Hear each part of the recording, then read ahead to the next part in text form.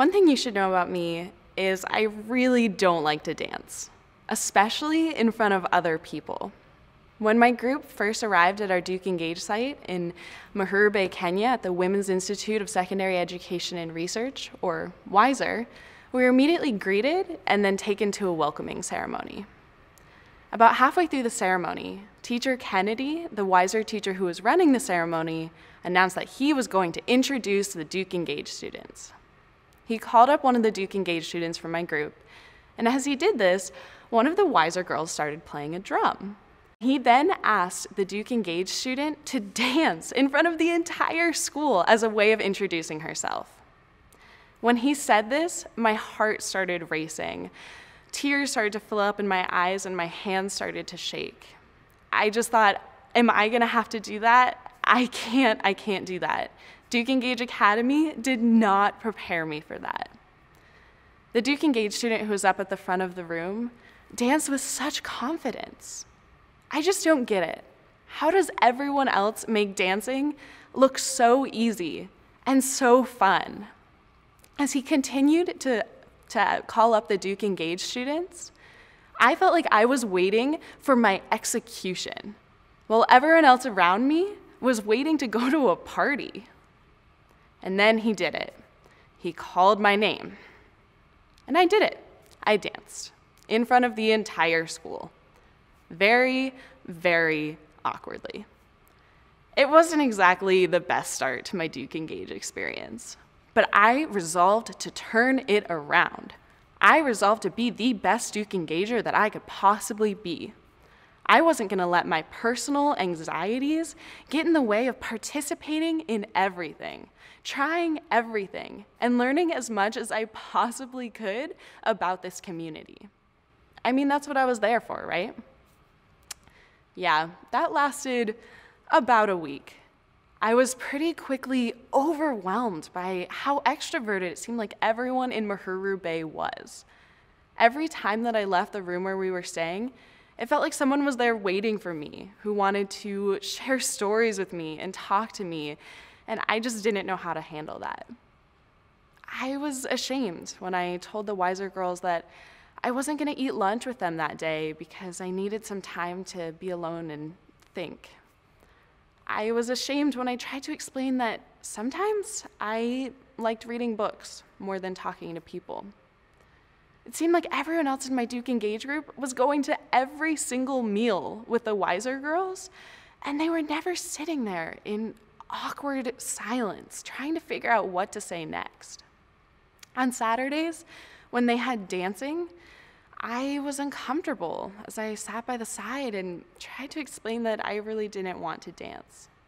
All the other DukeEngage students were out there dancing and having a great time. And I just thought, why can't I be like them? Why can't I be having that great of a time?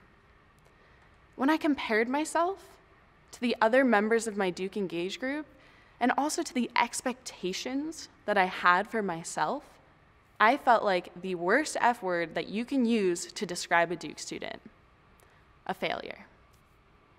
The following spring, I found an opportunity to go back to Uhuru Bay. Now, the explanation of why I decided to go back is a completely different story. But before I said yes, I made a very important decision. I decided that if I was going to go back, I needed to go back as me. I needed to not be embarrassed about my likes and my dislikes, and I needed to take the time to be alone in order to be the best version of me that I could be for this community. And when I went back, I was there for about 5 weeks before the DukeEngage students were scheduled to arrive. And in those 5 weeks, I formed the most incredible relationship with Teacher Kennedy, who is my community partner in my RIP-Engage project teaching engineering and entrepreneurship to the WISER girls. On Saturdays, I had great conversations with girls who were sitting by the side because they were too tired from playing sports to dance that night. I showed the girls how my Kindle worked, and I talked to them about how much I absolutely loved to read.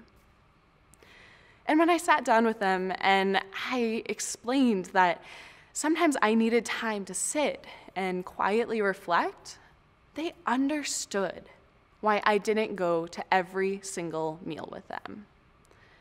And because I was making this conscious effort to take care of myself, I had so much more energy to engage and interact with them when I was teaching. And then came the day when the DukeEngage students were set to arrive. As I watched the girls setting up for the ceremony, my blood pressure steadily increased. As Teacher Kennedy started calling off the names of the DukeEngage students during the ceremony, my heart was racing.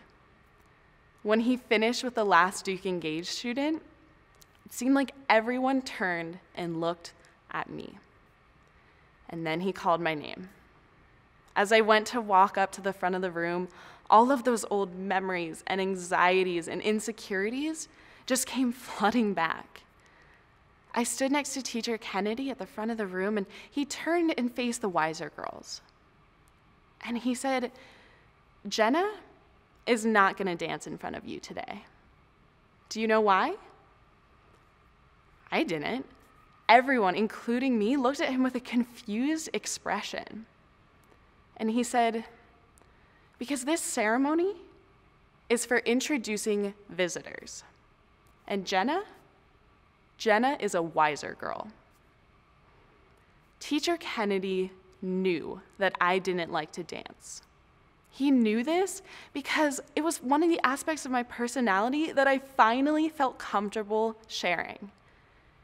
He changed the ceremony because he knew me and because he saw me as a part of their community.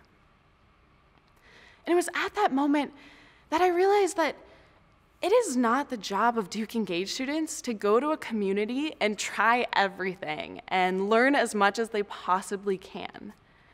The communities we visit, they're not zoos, they're not museums.